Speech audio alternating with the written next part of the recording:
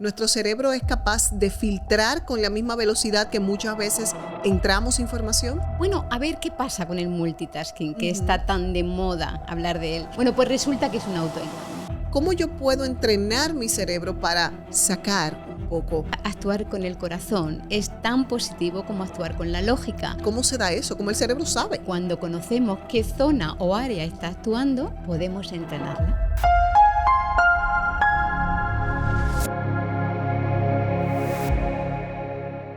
¿Alguna vez te has preguntado por qué algunas palabras impactan y otras se olvidan al instante? ¿O por qué quizá en una reunión dijiste algo y después pensaste, ¿por qué he reaccionado de esta manera? Todo esto tiene que ver con la comunicación, ya veremos.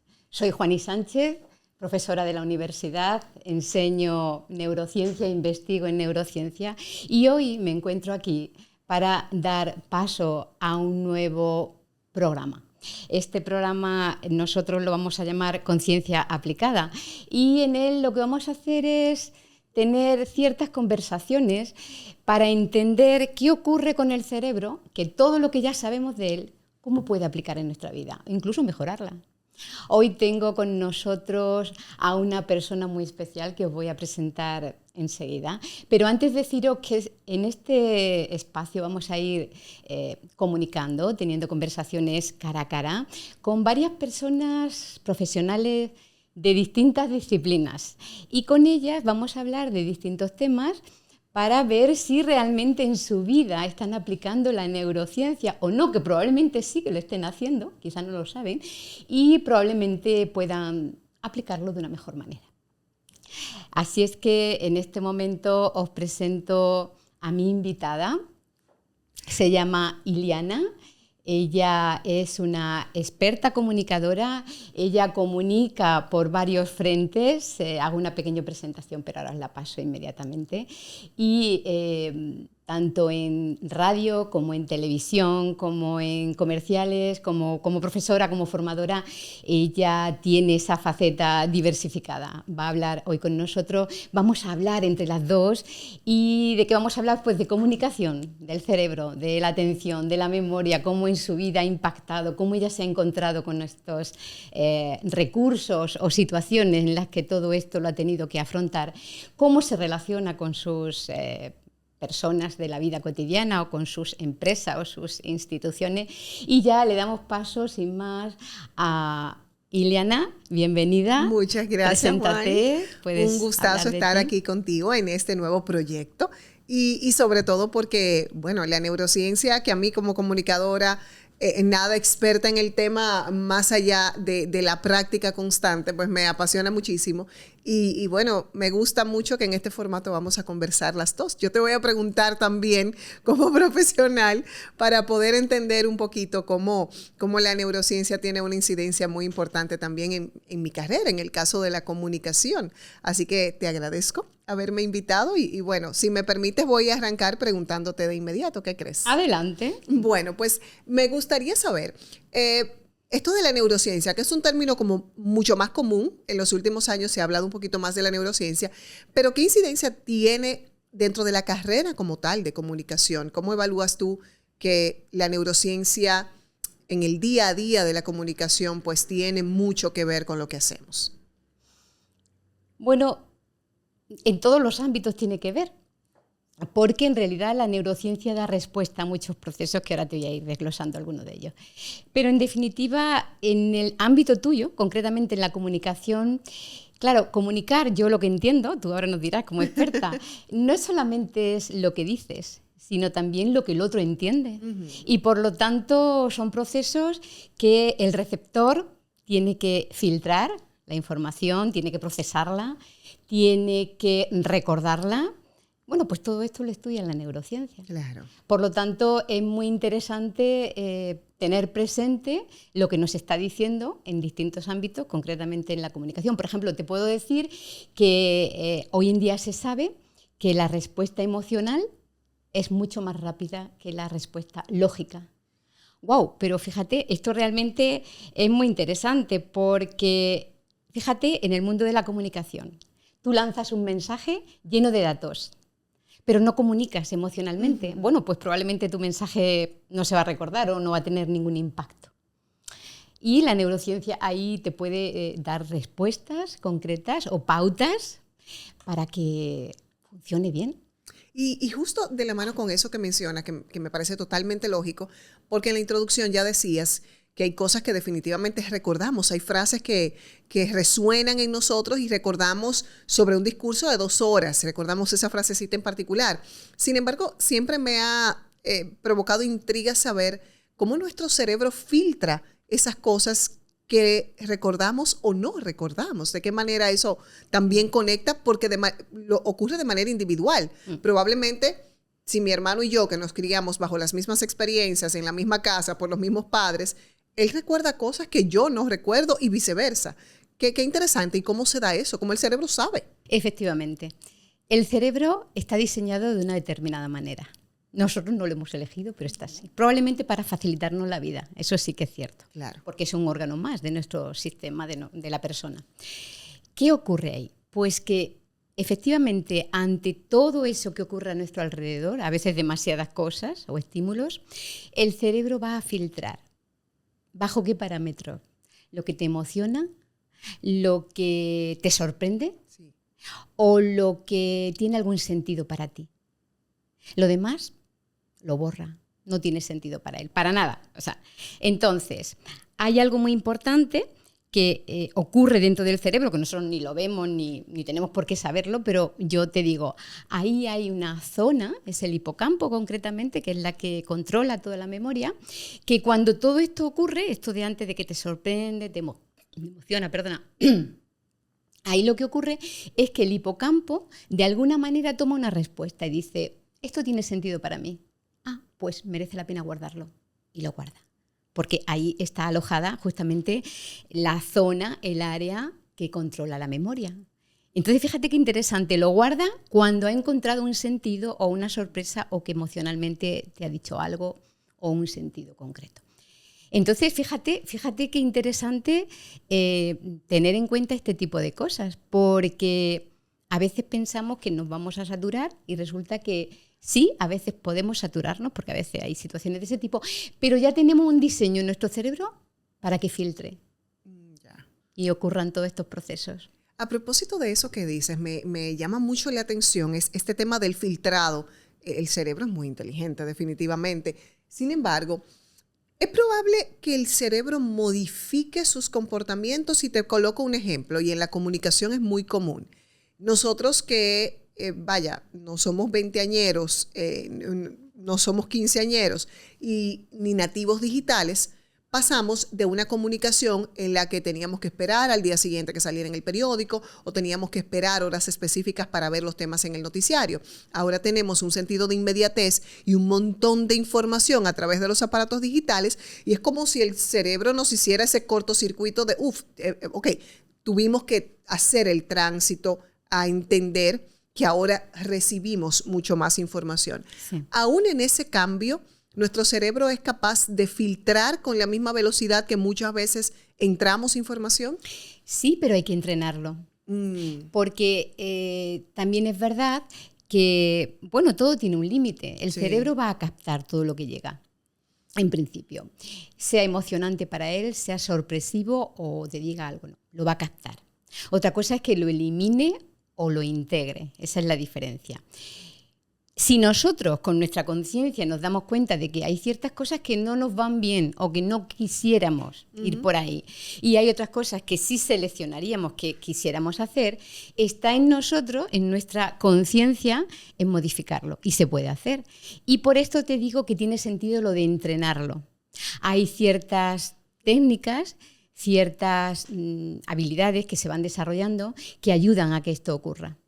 Y desde luego algunas de ellas pasan por tener tácticas de respiración consciente o desarrollar la habilidad de la visualización, que esto hoy en día se está utilizando muchísimo en deporte de alto rendimiento, probablemente también en áreas de comunicación, no lo sé, pero probablemente se esté utilizando porque se puede entrenar.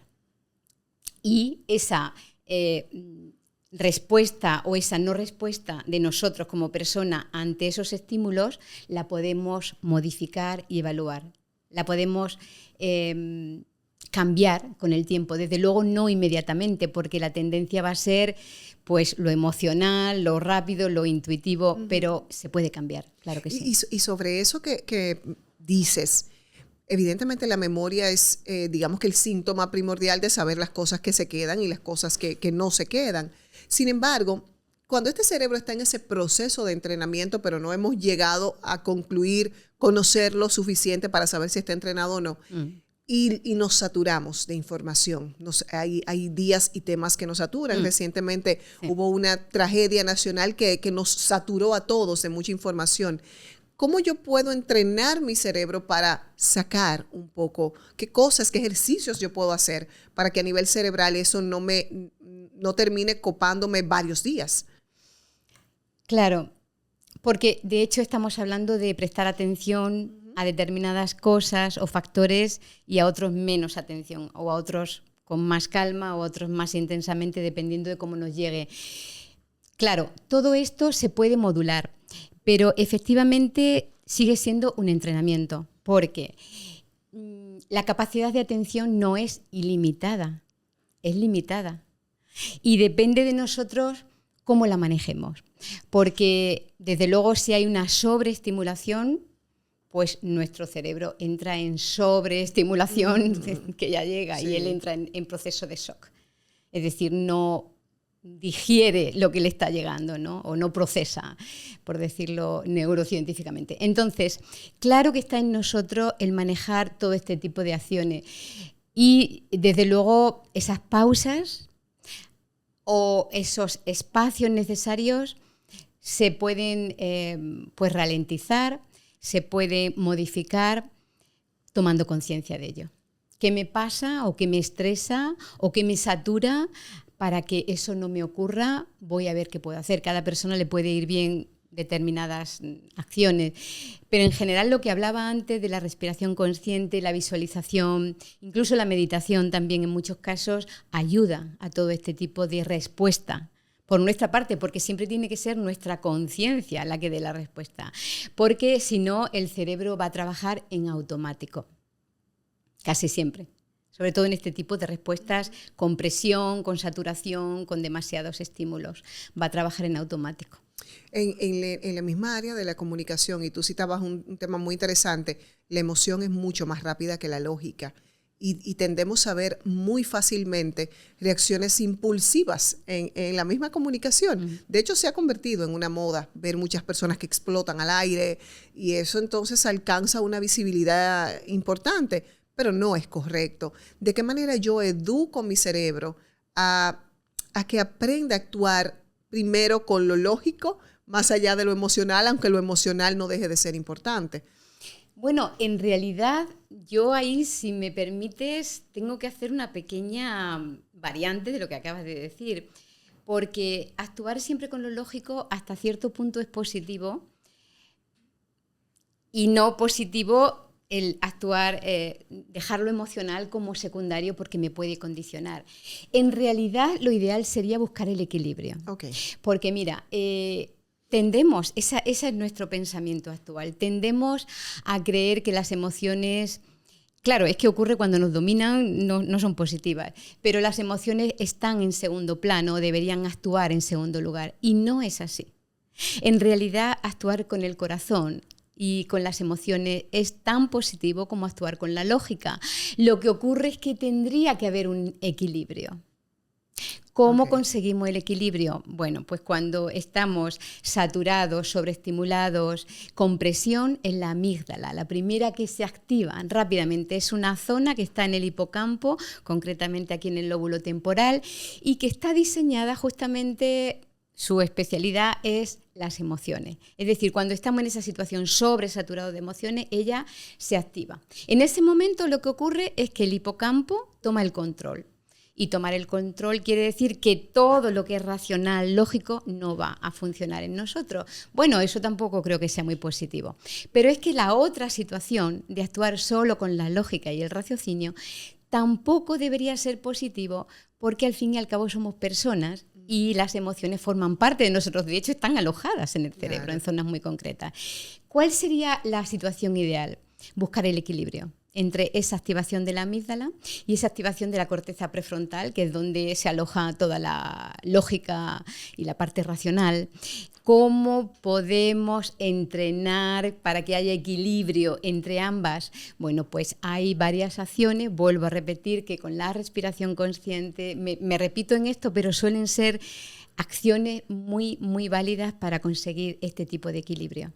La respiración consciente, la meditación, la visualización, todo este tipo de el deporte, todo este tipo de acciones ayudan mucho a equilibrar esa doble vertiente que deberíamos tener presente en nuestra vida.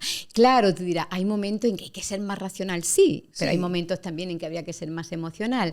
Pero en general el equilibrio es lo que da la pauta de que somos personas como más completas, como donde radica el equilibrio, yo diría. Pero es sumamente interesante saber que hay formas de irnos conociendo, porque también entendemos que actuamos en automático. Ir observando la forma en la que nuestro cerebro actúa en ciertas circunstancias, pues también será parte de lograr ese equilibrio. Es lo que he aprendido. Vamos a entrar en un terreno que yo creo que toda comunicadora o comunicador tiene que conocer bastante bien. Y es esas etapas o épocas de crisis, esas situaciones en que ya hemos hablado de sobreestimulación, de esos externos estímulos que nos llegan, o esas situaciones en las que un mensaje claro puede marcar la diferencia. Y yo creo que como comunicadora probablemente tengas unas cuantas experiencias que nos pueden enriquecer. Empezamos con la situación de crisis. Esa que probablemente hayas vivido en algún momento en tu trabajo, en tu vida laboral. ¿Nos puedes contar algún ejemplo real? ¿Cómo lo manejaste? ¿Cómo lo viviste? ¿Qué ocurrió de manera sucinta? Claro, bueno, no nos dará el tiempo de este programa para contarte tantas experiencias de ese tipo y unificando con lo que hemos conversado, la forma en la que el cerebro racional tuvo que entrar cuando la emoción pues fue mucha. Mis inicios fueron en el área de noticias y en el área de noticias pues tuve contacto con todo tipo de situaciones. Una de esas situaciones, bueno, que ocurrió en varias ocasiones, pero en situaciones distintas, fue el hecho de que nos tirotearon a mi equipo que estaba realizando unas entrevistas. Era muy común que en época de huelgas, los que convocaban esas huelgas tenían que esconderse por temor a represalias de la policía y demás. Entonces, yo que siempre fui muy incisiva con el tema noticioso, pues yo me entraba a esos lugares donde se escondían. Y recuerdo estar entrevistando a una de estas personas, específicamente en Salcedo, aquí en República Dominicana, y llegar la policía y comenzar a disparar hacia ese grupo en donde evidentemente yo estaba, que se habían concentrado porque estábamos nosotros allí. Y fue un momento como de tener que pensar rápido dentro de la emoción que eso te genera, del miedo, del no saber lo que está pasando en inicio, de solo ver las personas corriendo, de escuchar los disparos que te pasan por el lado. Tuve que accionar rápido y ahí entiendo muchísimo lo que planteaba sobre el equilibrio, porque la parte emocional, o sea, buscando la parte racional, la parte emocional pesaba. Era la parte racional de dónde me resguardo, qué es lo que está más cerca y dónde puede ser un espacio seguro, pero la parte emocional de buscar en la multitud corriendo a mi compañero y decir, ¿dónde está mi camarógrafo? No lo veo. Entonces, todo eso en milésimas de segundo fue una de las experiencias que recuerdo, me marcaron y que todavía ahora digo, es que no sé cómo hice tantas cosas en tan poco tiempo, porque me recuerdo empujando personas, entrándome yo a una casa. Entonces fue una de las situaciones que más me marcó en ese sentido de identificar lo rápido que nuestro cerebro actúa en ciertas circunstancias. ¡Wow! ¡Qué impresionante! Bueno, ahí, claro, tiene mucho que ver lo que hablábamos antes de la amígdala. Era una situación estresante, de mucho impacto emocional. Sí. El cerebro ahí entra en alerta emocional. Claro. Totalmente.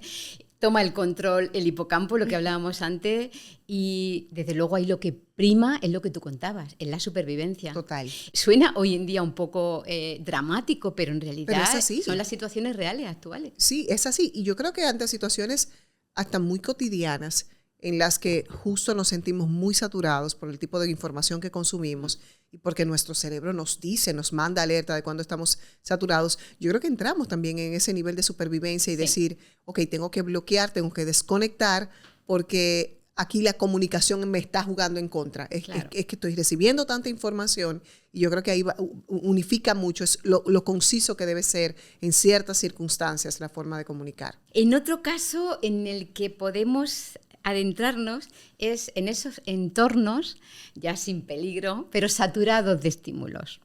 Hay otra situación quizá grave, pero no tanto de supervivencia, sino de información, de respuestas, de mensajes, de llamadas, de pues todo lo que es llegar inmediatamente en poco o corto espacio de tiempo, toda esta estimulación. ¿Qué puedes contarnos? ¿Qué experiencia puedes ilustrarnos con esta situación concreta? Mira, justo en una circunstancia en la que me tocó estar en un escenario lleno de estímulos, en la que probablemente no estaban pasando todas las situaciones en el momento, pero sí pesaba todo el escenario. A mí me tocó hacer cobertura del terremoto en Haití. Wow. Y viajé a Haití al día siguiente del terremoto, en donde todavía habían muchas labores de rescate de personas. Y bueno, intentando rescatar y en otros casos solo intentando identificar cuerpos. Entonces, en cada uno de los escenarios donde nos deteníamos a hacer un tiro en vivo, de alguna manera tratar de documentar lo que estaba pasando, eran tanto los estímulos exteriores, porque yo probablemente estaba parada, tal cual como refieres, de manera pausada, tratando de contar lo que estaba viendo allí, pero yo tenía un policía gritando por otro lado, encontramos a alguien, yo tenía personas que estaban ayudando, me topaban en el hombro porque era todo un entorno muy, evidentemente, de mucha emocionalidad por lo que estaba ocurriendo. Muchas personas que se te acercaban porque querían comida, o sea, era un entorno de muchos estímulos juntos en donde me tocó justo filtrar y decir, ok, ¿cuál es la información más valiosa en este momento? Entre todo lo que está pasando, vamos a identificar cuál es el interés humano, porque cuando ocurren cosas con seres humanos, filtrar es más difícil cuando hay tanta necesidad y tantas cosas que informar. Entonces yo creo que ha sido uno de los retos más grandes. Ok, es el segundo día. Aquí urge sacar vivas la mayor cantidad de personas, pues entonces ese es el cometido. ¿Qué tipo de ayuda se necesitan para eso? ¿Qué está llegando para ayudar? Y entonces fue como filtrar rápido dentro de todo lo que estaba pasando con necesidad en ese entorno. Claro, porque también puede alguien preguntar, bueno, ¿y de qué sirve saber todo esto? Bueno, pues sirve que cuando conocemos qué zona o área está actuando, podemos entrenarla, podemos trabajarla. Eso es otro aspecto interesante que se puede también tener en cuenta. Bien, vamos a seguir adelante. Muy bien. ¿Qué ocurre cuando vamos a pasar a una situación totalmente diferente? Ahora estamos comunicando, tú estás comunicando y hay un mensaje coherente, absoluto, entre lo que dices, cómo lo dices, el contenido, todo. ¿Qué experiencia concreta tienes? Que seguro que las tienes por ahí. ¿Qué ocurrió? ¿Cómo lo viviste? Bueno, yo creo que esas son las experiencias que todo comunicador busca. Claro. Que todas las ideas que tienes pues puedan comunicarse a la perfección, que todos los puntos de importancia puedan salir, sobre todo porque trabajamos sobre la inmediatez de grabar cosas muy rápido. Claro. Entonces ahí está el reto de que no termines de grabar y digas, se me olvidó tal cosa que era importante. Entonces yo creo que era una práctica cotidiana. ¿Qué me servía? Yo, cuando estás haciendo noticias y sobre todo noticias de campo, de ir al lugar, recibes mucha información y probablemente en muchos de los casos toda la que recibas es importante. Entonces me ayudaba mucho escribir para filtrar y decir, ok, esto que me dijo es importante, pero se repite con esta otra cosa, entonces déjame unificarla. Entonces ya cuando iba a cámara, tenía un esquema por lo menos. Nunca me gustó leer, me gustaba mucho más fluir de manera orgánica, pero ya bajo el esquema de las ideas, cuando ya sabía que habían bajado imágenes que no me estaba viendo yo, entonces si habían datos específicos que era importante dar, como direcciones o nombres muy largos. Entonces sí lo leía para que eso no se escapara. Y esa era de las experiencias más agradables, cuando terminaba el tiro y yo decía, bueno, ¿tienen alguna pregunta? Y me decían, ninguna pregunta, todo quedó muy claro. Entonces yo, ok, pues ahí me daba esa sensación agradable. Claro, y fíjate, estaban satisfechos. Claro. Probablemente se había generado una confianza. Sí. Y esto es lo que ocurre en el cerebro cuando hay coherencia en el mensaje, cuando lo que se dice, cómo se dice y el contenido están en sintonía. Esto crea esa confianza en el receptor. ¿Por qué? Porque se activa en su cerebro, hay una zona, la corteza órbito-frontal y también el sistema de recompensa, que se llama. Y estos son los que, esta zona activada, son los que permiten que esa comunicación llegue a una receptividad completa y por lo tanto haya una comunicación más plena. En cambio, fíjate, cuando ocurre que no hay coherencia, esa incoherencia entre el lenguaje verbal, cómo se dicen las cosas o el contenido, ahí ocurre que hay una disonancia cognitiva, que se llama, y ahí se genera lo contrario, pues recelo, desconfianza, y ahí lo que ocurre es que se activan en el receptor, en las personas que reciben ese mensaje, se activan áreas que justamente promueven esa desconfianza. Okay. Y por lo tanto, ves, pues aquí es muy interesante que si sabemos, porque la neurociencia nos lo está explicando, la importancia de que eso ocurra para un buen mensaje, pues tenerlo en cuenta, porque realmente pues no va a funcionar en un comunicador.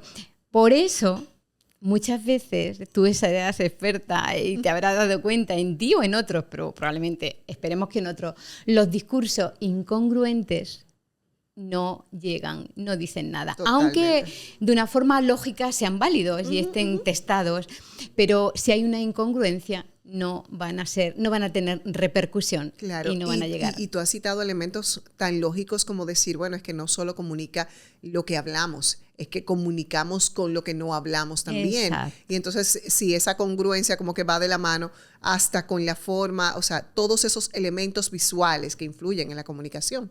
Por último, vamos a hablar de cómo tú misma, que seguro que lo haces, te entrenas de una manera consciente o no lo haces de una manera consciente, pero ya con tu experiencia de alguna manera te regulas para comunicar bien, que seguro que tienes muchísimas experiencias para que, en las que puedes decir sí, fue un éxito. ¿Cómo lo haces? ¿Cómo tú te entrenas o cómo de una manera inconsciente te vas regulando? Mira, yo creo que en todos los años de experiencia que tengo en el área de comunicación, nunca me he permitido sentir que lo sé todo, que llegué a ese punto en donde va a fluir de manera natural. Soy muy autocrítica de identificar, es que esta idea la puedo decir de forma más coherente, de forma más clara, esto puede alcanzar o ser más corta. Entonces, estar en ese ejercicio constante de evaluar, de escucharme. Yo me escucho cuando hago comentarios en el programa, me gusta escucharlo como televidente, saber si yo misma me entiendo, entonces el otro va a entender. Sí. Y entonces son parte de los ejercicios que hago.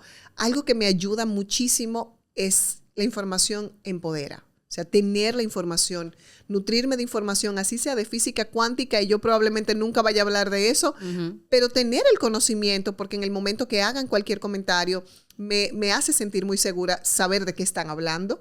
Y eso ocurre mucho en la información, en la noticia, saber por lo menos un poquito de cada cosa. Y entonces creo que son ejercicios muy puntuales que a diario realizo y que me ayudan a sentir mucho más segura.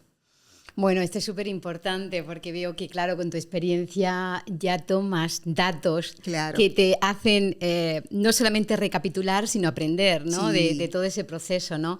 Y veo también que por lo que estás contando tienes ese control, ese autocontrol, ¿no? Emocional, que es tan importante. Fíjate, la neurociencia, ahí en muchos momentos puede haber muchas personas que no sepan nada de neurociencia y se regulen bien y piensen o crean que en realidad es que tienen una gran fuerza de voluntad porque se lo proponen. Sin embargo, hay algo que tenemos que tener en cuenta, que es una capacidad que tiene nuestro cerebro, que está así diseñado, que es la neuroplasticidad. Porque eso es lo que nos va a permitir esos cambios. La fuerza de voluntad está bien, pero si activamos áreas de nuestro cerebro que trabajan para nosotros, nos facilitan, pues las cosas van a ir de manera diferente. Y la neuroplasticidad lo que hace precisamente es aprender, se reconfigura el cerebro. Okay. Es justo lo que tú estabas contando, sí. ¿no? Aprender de ese pasado, de esas cosas que me van ocurriendo, y el cerebro se conforma de manera diferente. Y se conforma, es real, no es una abstracción, es que crea nuevos circuitos o nuevas conexiones para adaptarse a ese aprendizaje tuyo. Y claro, esto es muy interesante porque en realidad con todo ese proceso lo que estamos es entrenando algo de lo que hablábamos antes, que es control emocional y control racional, es decir, mi amígdala que se me puede sobreactivar o mi corteza prefrontal que puede querer tomar el control en determinado momento. El equilibrio sería como lo perfecto, ¿no? Ese autocontrol, ya digo, nuestro cerebro tiene esa capacidad de reconfigurarlo y de hacerlo, ¿no? Y esto nos permite tener en muchos momentos esa claridad mental que necesitamos, en tu caso como comunicadora, modular el tono, transmitir paz a los receptores, ¿no? Así es que veo que estás muy en sintonía Qué bueno. con estos principios neurocientíficos, pero en definitiva yo creo que todo es muy intuitivo, pero lo bueno, lo interesante de conocer ahora, en tu caso o en el caso de que se empiece a conocer todo lo que nos dice la neurociencia, es tenerlo presente. Sí. No que es algo que me ocurrió de determinada manera o casualmente pasó aquello. No, hay un sustrato, hay una explicación desde la ciencia que nos lo está diciendo, claro. Y lo podemos seguir actuando. Ileana, a mí me han contado un poquillo de ti, yo no te conocía previamente, eres una persona conocida, una persona reconocida además. Gracias. Y bueno, pues de ti me han transmitido, me han llegado acciones, formas tuyas como características que, bueno, yo sobre ello quería preguntarte, a ver cómo tú las estás viviendo y cómo las afrontas. Una de ellas es algo muy común, yo diría, en muchas personas hoy en día, en las mujeres yo creo que casi muy característico, que es eso del multitasking. Oh, sí. Y que hay personas que no quieren ni oír hablar de él, otras se vanaglorian de ser personas multitasking. ¿Y cómo es tu visión? A mí me gustaría saberlo sobre ese tema. Claro. Con las multitareas es mi diario vivir. Y en el área de comunicación también, mis áreas de trabajo son muy dispersas, son muy distintas. Entonces, yo efectivamente hago muchas cosas y evidentemente mi rol de comunicadora lo comparto con mi rol de madre, con mi rol de esposa, con mi rol de hija. Y eso suma otras tareas. Sin embargo, yo entiendo que una de las fórmulas que a mí me ha funcionado y que de hecho la he tomado en práctica reciente, es concentrarme en la tarea del momento. Porque en muchas ocasiones me pasaba que estaba en el momento, pero pensando en todo lo que me faltaba por hacer o en qué tan bien quedó lo que había hecho. Soy muy perfeccionista, entonces eso como que no ayudaba al entorno y me desgastaba mucho. Entonces ya he aprendido a que, ¿es esto lo que estoy haciendo y esto me va a tomar 1 hora? Bueno, pues esta hora es solo para esto que estoy haciendo. Y dentro de lo diverso que puede ser el multitasking, esto es una práctica que me ha ayudado bastante. Pues estás muy en línea con lo que dice la neurociencia. ¡Ay, qué bueno! Porque hay, como decía antes, hay muchas personas, sobre todo muchas mujeres, yo con las que más hablo últimamente, se vanaglorian, lo llevan a término como algo, pues, una conquista, ¿no? Claro. Consigo hacer todo esto. Y además, mejor que los hombres, porque los hombres no lo son, y etcétera, etcétera, ese discurso, ¿no? Bueno, resulta que se planteó hace un tiempito, cuando ya la neurociencia avanzaba en sus investigaciones, resulta que se planteó, bueno, a ver qué pasa con el multitasking, que está tan de moda hablar de él. ¿Es una habilidad? Exacto. ¿O es un autoengaño? Porque en realidad, bueno, ¿dónde está la clave? Porque te funciona, bueno, que yo lo tengo en mi vida, sí, pero ¿es bueno? ¿No es bueno? Eso realmente, ¿qué dice la neurociencia? Exacto. Bueno, pues resulta que es un autoengaño. No es una habilidad a desarrollar. Porque, fíjate, en realidad, ¿por qué es un autoengaño? Porque si conocemos cómo funciona el cerebro, en realidad, el cerebro no es verdad que realiza tareas complejas al mismo tiempo, varias. No. Hace una, luego otra y luego otra. Es verdad que puede cambiar rápidamente, pero no las hace al mismo tiempo. Eso no es verdad. No se sabe hoy en día cómo funciona el cerebro. Entonces, lo que ocurre es que va cambiando rápidamente, pero ¿qué pasa en el camino? ¿Qué precio hay que pagar? Pues varias cosas. Y esto también se sabe hoy en día porque se ha investigado. Se pierde foco cuando se hace este tipo de acciones de cambiar rápidamente. Se pierde foco. No se recuerda correctamente, o por lo menos tan bien como se debería, la acción concreta que se está realizando. Se cometen errores, más errores. Con lo cual, bueno, ya con estas 4 o 5 cosas o aspectos que estamos diciendo, imagínate. Entonces, no debería ser una habilidad a desarrollar o a tener en vanagloria, es decir, esto es, ¿no? Porque no. Y luego hay algo muy interesante que tiene que ver también con lo que tú has dicho, que te pasaba, y es que mantenida en el tiempo, el multitasking se sabe también, se ha investigado, que agota la capacidad atencional. Y lleva a un deterioro mental porque drena la energía, y esto es muy importante en el organismo, en nuestro ser. La energía es fundamental para todo. Ahí están las mitocondrias elaborando la energía continuamente de todas las células, y funcionamos en base a energía. Y entonces, si ya sabemos que el multitasking produce esto a la larga, hay muchas investigaciones al respecto. Sí. Muchas investigaciones. Y bueno, concretamente se sabe una en Stanford que se realizó hace poco tiempo, en la que precisamente se examinó a varios multitaskers, personas que ya estaban identificadas, crónicos se les llamaba, frente a otros que no, y resulta que estas personas, a la larga, se había descubierto que las tareas cognitivas que realizaban eran deficientes, pero con diferencia en todas, mucho más que el que se dedicaba a hacer una tarea detrás de otra. O sea que esta investigación fue ahí como bastante impactante como respuesta a todo este proceso, ¿no? Y en definitiva, pues sabiendo lo que ocurre realmente en nuestro cerebro, pues también es algo que veo que está muy en la línea, y que también la neurociencia nos está dando una respuesta muy clara. Sí, y ese punto del agotamiento que mencionabas me ocurrió muchísimo y por muchos años. Claro. Y de hecho me acostaba en la noche y no recordaba todo lo que había hecho en el día. Entonces es parte también de ese cansancio y del no procesar, porque ni siquiera me estaba disfrutando todas las cosas que tenía que hacer. Claro. Pues muchas gracias por estar ahí muy alineada, como veo, con los principios de la neurociencia. Bueno. Y ya llegamos a nuestro final. Yo te quiero dar la palabra para que concluyas como te parezca más oportuno o conveniente, y cerramos nuestro capítulo. Claro que sí. Feliz, Juani, de ser parte de este proyecto que me parece tan valioso, porque ayuda a conocernos como seres humanos. La forma en la que la neurociencia se visualiza en mí, se visualiza en ti, no es la misma que en la individualidad de cada uno. Y conocerlo es maravilloso. Entonces te agradezco todos estos aportes, porque me llevo aquí anotados unos cuantos tips para seguirlos practicando, y gracias de verdad por todo tu conocimiento.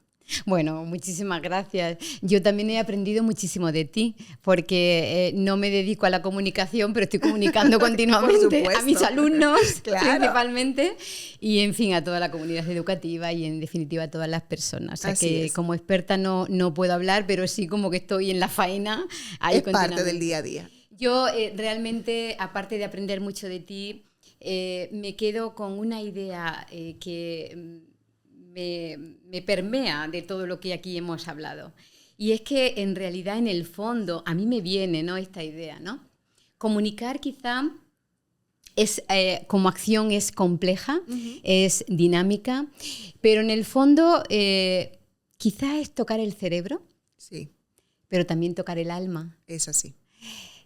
Me viene que, bueno, si no entendemos uno, quizá no podamos entender el otro, ¿no? El otro aspecto, ¿no?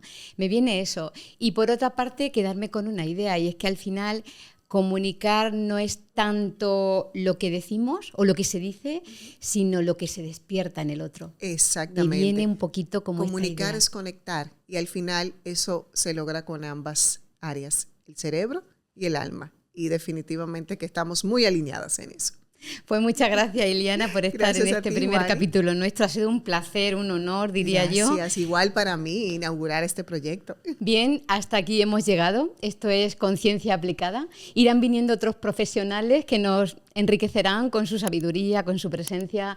Yo os espero aquí. No me falléis.